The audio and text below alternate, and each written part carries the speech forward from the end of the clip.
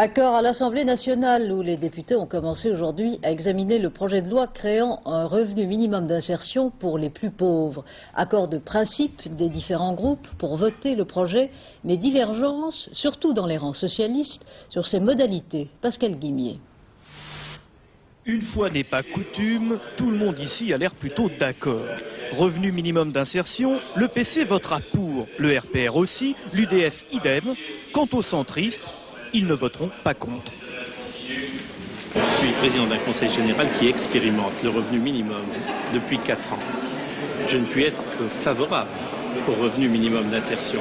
C'est très positif,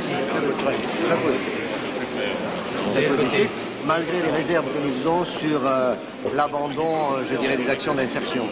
Nous avons toujours mené la lutte contre la pauvreté pour aider les plus démunis, donc nous considérons que ce projet est en quelque sorte le résultat de notre action.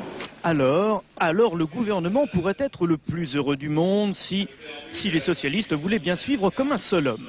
Mais pour les députés du PS, le RMI est avant tout un droit qui doit être ouvert au plus grand nombre.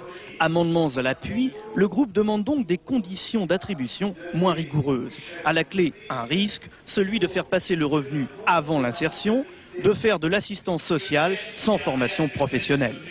Ce principe, il ne peut se réduire au seul droit à l'allocation, si commode que cela puisse paraître. On le voit, députés et gouvernement ne parlent pas tout à fait le même langage ce soir. En ce moment même, Claude Évin est en train de s'expliquer devant les députés socialistes en petit comité. On dit même que Michel Rocard se serait déplacé. En fait, en cette rentrée parlementaire, tout se passe comme si le parti voulait démontrer qu'il est bien le fer de lance de la solidarité, quitte à faire pression sur son gouvernement. Oui, bien c'est